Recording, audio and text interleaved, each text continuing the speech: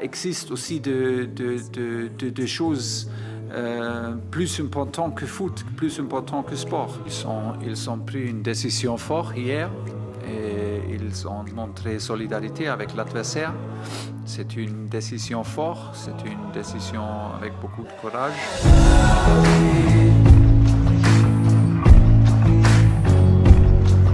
Et salut, très heureux de vous retrouver dans la quotidienne de Téléfoot. Émotion hier soir au Parc des Princes, émotion historique.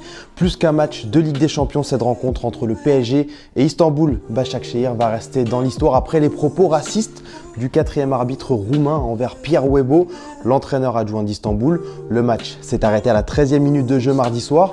Les joueurs sont rentrés au vestiaire et hier, image très forte, les deux équipes sont revenues sur la pelouse du Parc des Princes. Unis contre le racisme à genoux, point levé pendant l'hymne de la Ligue des Champions. Voilà une image qui va rester dans l'histoire. Le Paris Saint-Germain qui s'est imposé 5-1, triplé de Neymar, doublé de Kylian Mbappé. Mais ce qu'on va retenir après match, c'est surtout le beau geste du PSG avec ce maillot dédicacé de toute l'équipe, remis par le président Nasser Al-Khelaifi.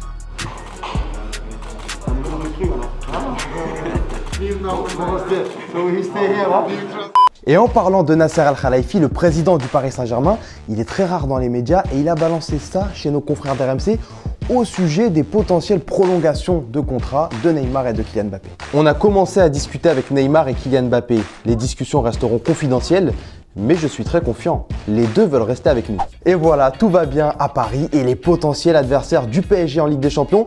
On retrouve Barcelone, Séville, Porto, l'Atalanta, la Lazio, l'Atlético de Madrid et le Borussia Mönchengladbach.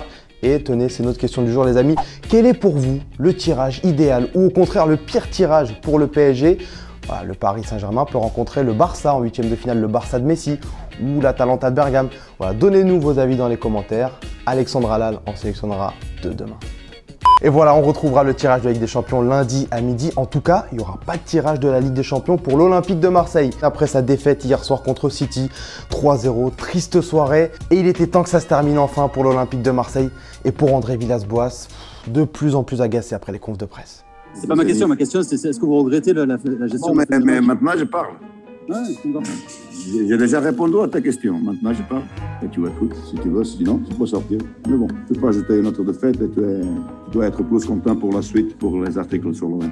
Allez, on ouvre notre page Football Vrai avec peut-être la touche du siècle en première division iranienne. Regardez cette touche insolite réalisée par un acrobate, Nader Mohamed. Et le but est valide, bien sûr, car le gardien effleure le ballon du bout des doigts. Oui, le but est valide et la touche est magnifique. Direction l'Espagne maintenant, où le Real Madrid est qualifié pour les huitièmes de la Ligue des Champions. Zizou peut remercier et peut toujours compter sur un grand Karim Benzema, auteur d'un doublé de la tête, c'est 68e et 69e but en Ligue des Champions. Il est le 5e meilleur buteur de l'histoire de la Ligue des Champions, à 2 unités du légendaire Raoul. Et tenez, dans le même groupe, l'Inter et le Shakhtar se sont neutralisés, un match nul qui fait forcément les affaires du Borussia Mönchengladbach, qui a vite oublié sa défaite contre le Real Madrid, et les joueurs ont célébré cette qualification pour les huitièmes, la première de leur histoire, dans les vestiaires et comme il se doit.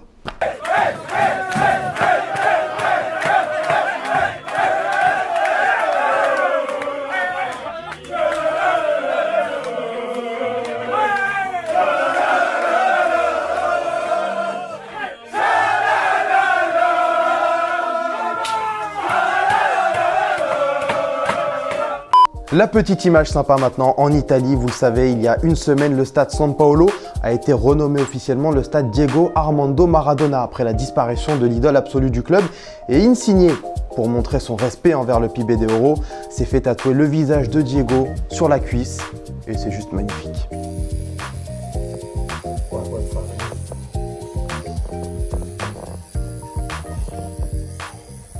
Et avant de se quitter les amis, une pensée pour les proches et amis de Paolo Rossi, héros du mondial 82 et ballon d'or disparu cette nuit à l'âge de 64 ans d'une maladie, décidément triste année 2020. Demain, à la quotidienne, vous retrouvez l'ami Alexandre Halal. Et oui, c'est le comeback d'Alexandre Halal.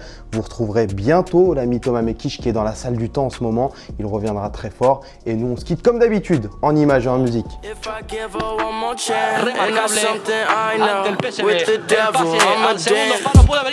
Headache fucked up, now you see me, I'm rich. No kick, yeah. Sleeping on me, but that's okay, I'm lit. Wait, why?